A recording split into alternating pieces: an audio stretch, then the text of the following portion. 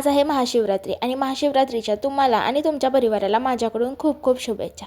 आज महाशिवरात्री आहे आणि माझ्या आजच लक्षात झालंय महादेवाची पिंड वगैरे बनवून पूजा करतात ते। आज महाशिवरात्री तर आहेच, पण त्यासोबत रविवार पण आहे, त्यामुळे रविवारी करू म्हणून ढकललेली बरीचशी कामं आणि आठवडाभराची तयारी, त्यामध्ये हेअर वॉश वगैरे, त्यामुळे देवपूजा करायला आणि फराळ वगैरे बनवायला आज थोडा उशीरच झाला आहे। शेंगदाणे भाजायचे, कूट बनवायचं, ही सगळी कामं ना रविवारीच ढकललेली असतात, त्यामुळे ना आज फराळाची तयारी करायची तर शेंगदाणे भाजण्याची तयारीपासून माझी आज सुरुवात आहे।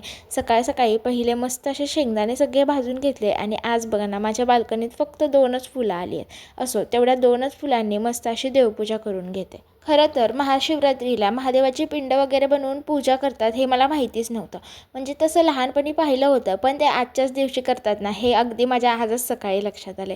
त्यामुळे ना पूर्वतयारी काहीच नसल्याने आज म्हटलं चला भक्ती महत्त्वाची म्हणून छान अशी घरच्या घरीच रोजची देवपूजा करून घेतली। देवपूजा होईपर्यंत शेंगदाणेसुद्धा गार झाले होते, त्यामुळे एक साईडला कूट केला आणि दुसऱ्या साईडला लगेचच खिचडी परतून घेतली।